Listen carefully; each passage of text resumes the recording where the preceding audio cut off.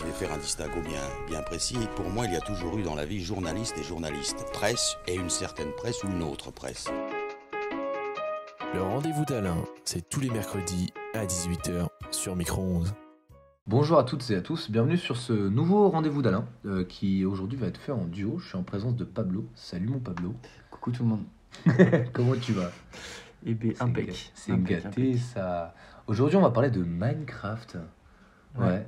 C'est Minecraft parce que c'est un jeu qui à la fois est intemporel, qui est plus que générationnel et qui nous a marqué tous les deux. Donc on voulait en parler, voilà. Donc moi personnellement c'est un jeu auquel j'ai joué tout petit, que j'ai continué à jouer avec des potes ou tout seul et que je continue à jouer dans ma coloc quand j'ai la flemme d'aller en cours d'espagnol le lundi à 8h du mat. C'est super ça. En tant qu'énorme chômeur, les lendemains de SAT, les retours de Way, donc c'est toujours un Retour de plaisir. SAT aussi. Retour de SAT pêché, tu vois. J'en suis Ouais, arrivé là. Toi, est-ce que tu as là, donc pourquoi est-ce que toi tu voulais parler de Minecraft? Eh bien, pareil, c'est un jeu qui m'a vraiment marqué depuis tout jeune. Je pense qu'on est beaucoup à avoir été impacté par ce jeu dès le plus jeune âge. Souvent, ça commence par Minecraft d'ailleurs. Ouais, d'ailleurs. À notre âge. Ça c'est un truc de fou. FIFA, Minecraft et Call of, c'est vraiment le trio des jeux Ouais, de ouf. par lesquels tu commences. De ouf. Et voilà. Donc le sujet s'appellera Minecraft est-il le meilleur jeu du monde et pourquoi oui? Minecraft, rapidement, c'est quoi? De base, c'est un jeu donc, qui se joue plutôt en solo, qui a ensuite été adapté à du multiplayer, mais donc de base solo. On remarque souvent ce jeu parce qu'il se joue donc avec que des éléments en bloc, que ce soit des éléments naturels. Les animaux sont faits aussi en bloc, en carré. Les personnages pareil. L'objectif de Minecraft, donc on apparaît donc quand on joue en solo player, on apparaît donc sur une map seul et il faut se débrouiller pour survivre, sachant que la nuit des monstres apparaissent, donc il faut se faire une base, se faire des armes, petit à petit les améliorer avec des minerais plus ou moins rares et finir le jeu, c'est-à-dire tuer le boss qui est donc l'Under Dragon. L'Under Dragon qui se trouve dans l'Under. L'Under. Voilà. Et en fait, ce qui est assez intéressant dans ce jeu-là et ce qui fait qu'il est un peu à part dans le monde du jeu vidéo, c'est que tu as une évolution qui est assez simple, c'est-à-dire que tu commences, tu n'as aucun matériel, tu as une barre de vie, tu dois récupérer les matériaux vraiment primaires, c'est-à-dire le bois, la terre, etc., qui se récupèrent directement à la main.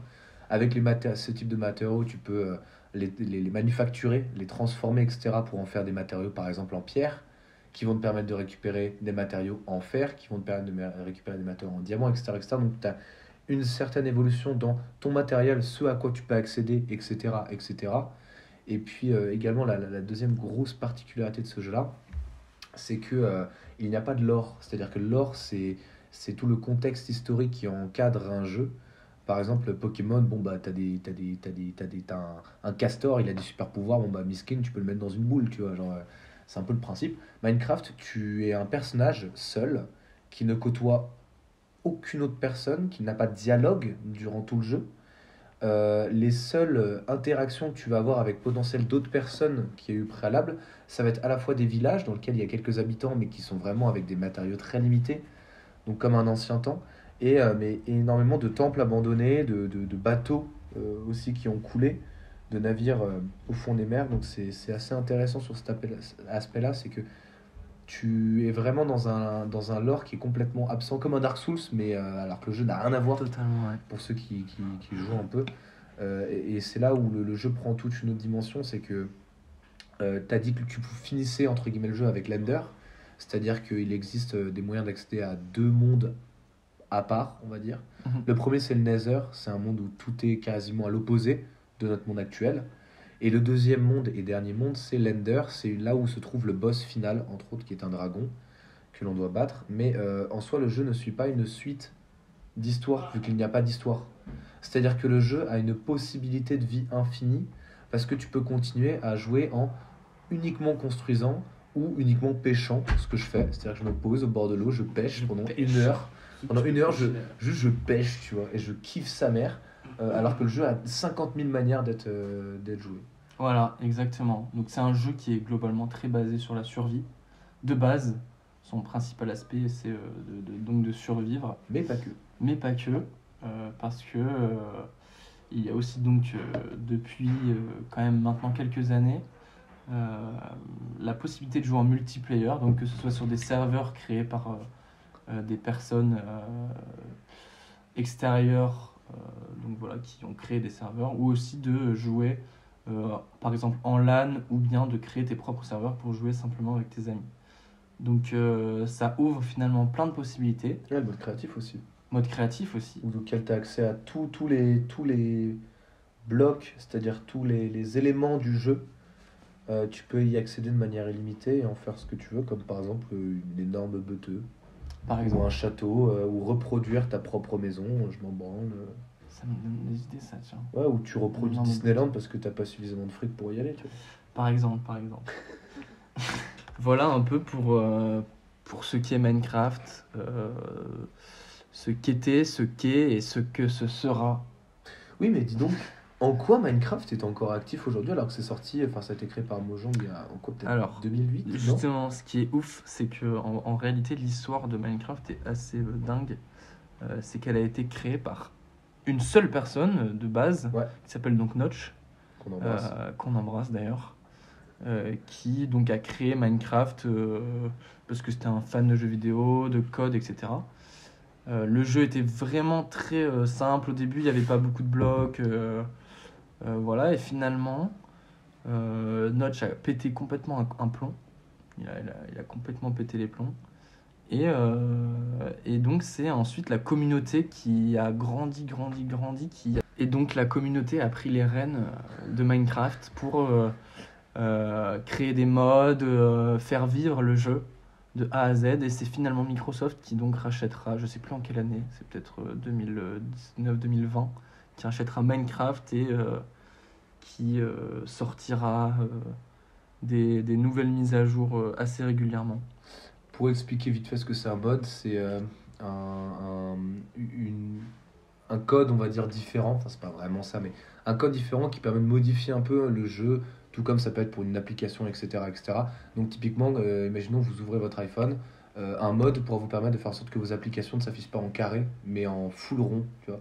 C'est tout bête, mais c'est l'exemple d'un mod qui peut être installé. Et donc sur Minecraft, ça peut être des textures d'eau différentes, des textures du ciel, ça peut être des blocs supplémentaires, ça peut être des animations différentes, etc. Et le jeu est malléable comme quasiment aucun jeu n'est. Ouais. C'est-à-dire qu'on peut en faire quasiment ce qu'on veut. Voilà, C'est il y ça a, qui- il y a même des ajouts de dimensions, tu as des modes qui te permettent, Ouais.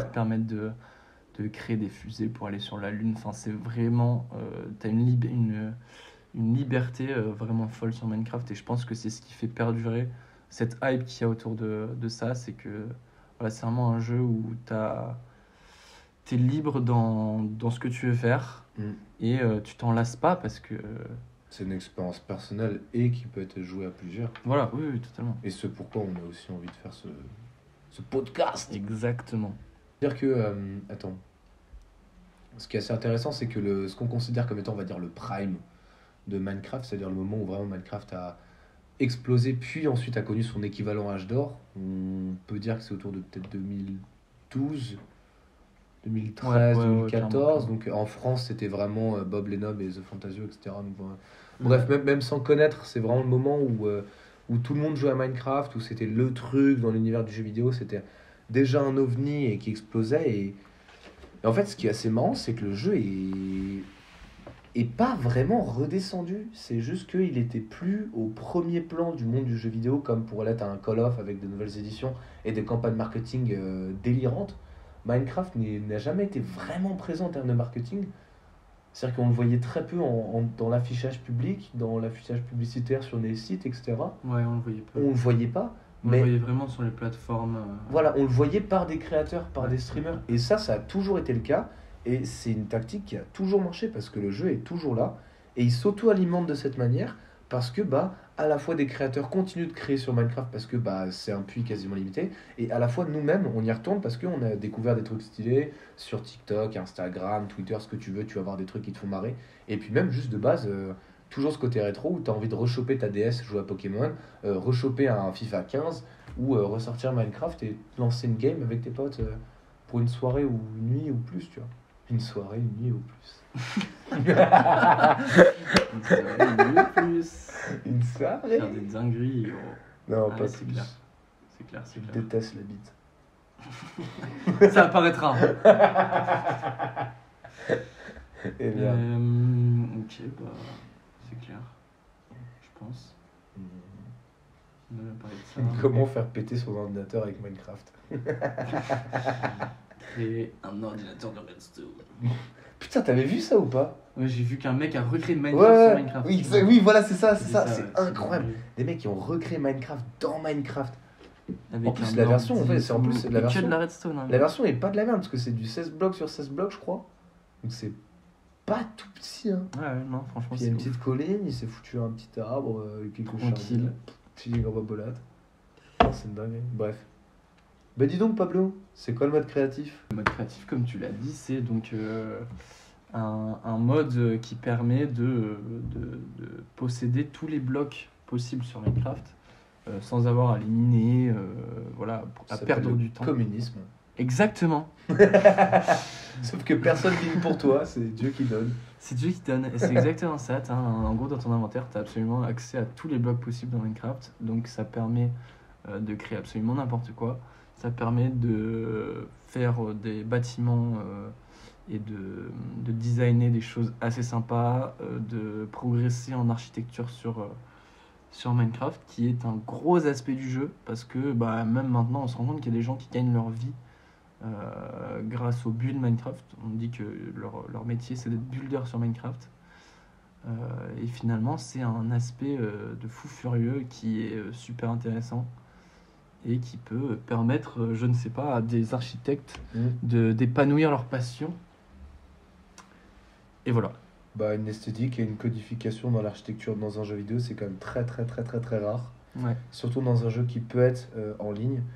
Et la preuve en étant à la fois donc, des personnes qui gagnent leur vie là-dessus, mais aussi du fait qu'il y a quelques serveurs qui ont réussi à recréer quasiment toute une planète, c'est-à-dire des villes, des pays, Ah, il y a carrément etc. Des topographies différentes, des architectures différentes entre nations, des trucs, mais C'est vrai que c'est ouf. malade. T'as des villes qui sont recréées entièrement, t'as des mecs qui recréent des villages médiévaux, t'as Ouais, des personnes qui refont la tour Eiffel, qui refont... mais je suis un sûr, truc non de mais fou, genre tu vois. typiquement, je suis sûr et certain qu'il y a un mode qui te permet d'avoir un équivalent village Astérix. Ah ouais, mais C'est sûr hein. et certain qu'il y a un C'est sûr. village d'Astérix recréé dans un serveur Minecraft. Et genre quali, tu vois. Ouais, c'est sûr. Genre c'est pas sûr. fait à la zone. Mais là, récemment, rien que le serveur que a lancé Inoxtag, gros, tu regardes, la plupart des maps, c'est des refs à One Piece, genre. Ouais, bah c'est T'as ça qui partout c'est des que refs à One la Piece. communauté est tellement active qu'à la fois ça crée des modes permettant aux utilisateurs, on va dire classiques, de continuer leur expérience et de la varier de manière super différente, mais à la fois ça fait aussi que les créateurs eux-mêmes peuvent créer du contenu, mais permanent dessus.